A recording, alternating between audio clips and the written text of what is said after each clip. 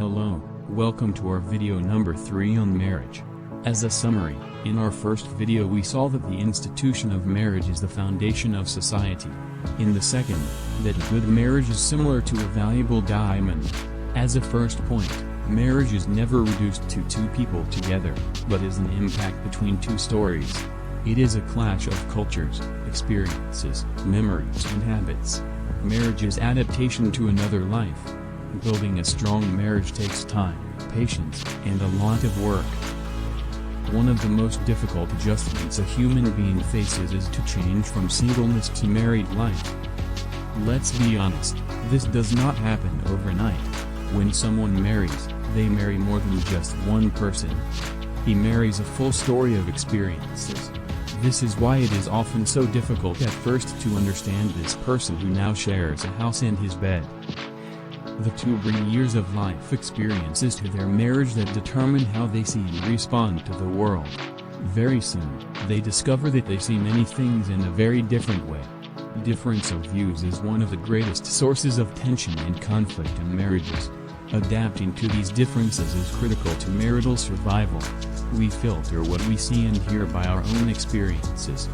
Personal tragedies, sexual or physical abuse, quality of life through our family as we grew up, education level, little faith, or very fervent faith. Any of these experiences affect the way we see the world around us. All of these help us shape our life, expectations and influence the way we interpret what another person says or does to us. As we can see, none of us enters clean into marriage. In one way or another, each one brings its own emotional, psychological and spiritual matter. Regardless of what our spouse says, we only hear it through the filter of our own history and experience. Comprehension and adaptation require a lot of time and patience. Over time and under the pressures of daily life, they come to understand each other more and more. They learn to perceive the other's humor and often recognize what is happening to them without even asking. Gradually, their personal attitudes and views change in a way that their thinking is no longer his and mine, but ours. This is when the quality of marriage, like a valuable diamond, shines brightly. Just as each gemstone is unique, so is a genuine marriage. There are no shortcuts, no easy formulas. We are unlikely to find anything of real value if we wait for it to just show up.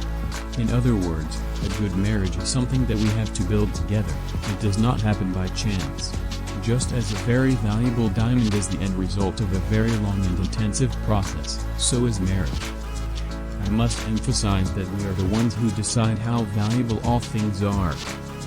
I say this because the basic cause of marital failure is when people do not understand that marriage itself is honorable and very valuable, more than those involved in it. It is very true that the changes of each spouse can be very confusing and too frustrating, even causing many conflicts easily. It is also true that at this stage giving much value, respect, and honor to the institution of marriage can give a husband and wife something solid that will allow them to weather the storms of many changes as they grow toward unity. Recognizing marriage as an institution can encourage them in times of conflict. In other words, the success of a marriage does not depend on the spouses committing to each other.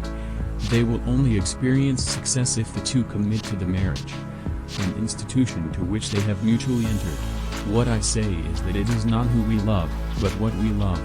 Once again, marriage is the most important institution, which is why it must be highly respected and valued above all other institutions.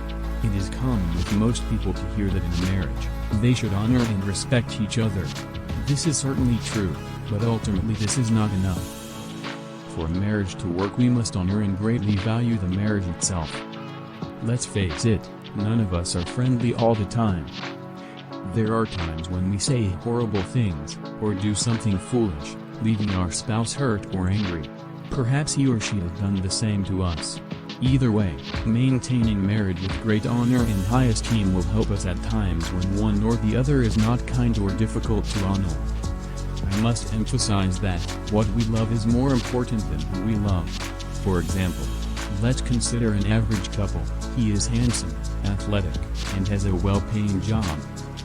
She is attractive, smart, has beautiful hair and also has good job. Their relationship gradually matures until the day arrives when they decide to get married. They plan their wedding. They are very happy because they believe that their intense love will sustain them forever. However, both should discover what they love, or they are headed for problems in their marriage. He must ask himself, why do I love her? What is there about her that causes me to love her so much? Do I love her for who she is, or for some other reason? Do I love her for her attractive figure or her beautiful hair or her good job? Today she has all that, but what if, over the years, she had lost her slim figure because she had 3 or 4 children? What if no longer have that good job because she stayed home to raise those children? If he loves all these things when she is young, how will he feel about her when she changes over the years? She also needs to ask herself the same questions about him. He may currently be everything she has ever dreamed of in a man. But what about when he begins to lose his hair? What if he has lost much of his athletic physique because he has worked in an office for years? What if the company he worked for went bankrupt and the only job he has been able to find only makes half of the amount of money he earned before? One of the keys to a long and happy marriage is understanding that it is not who we love, but what we love is what's important. As we have already seen, the person we marry is not the person we will live with, because that person is changing all the time. I must emphasize that since we are constantly changing, if our trust is placed only in each other to keep our marriage going, we are in real and very serious problems, because no matter how much we love and honor each other, that will not be enough in the long term. Respecting and honoring marriage as an institution that never changes gives stability to our relationship that is always changing. This is the great reason why marriage itself must be highly honored and highly esteemed, much more than the 2 people who form it. To summarize, marriage is an institution made up of 2 different people who work in harmony closely together under the rules of love, fidelity and a lot of commitment, united so close that it becomes impossible to say where one ends and where the other begins. Until our next video.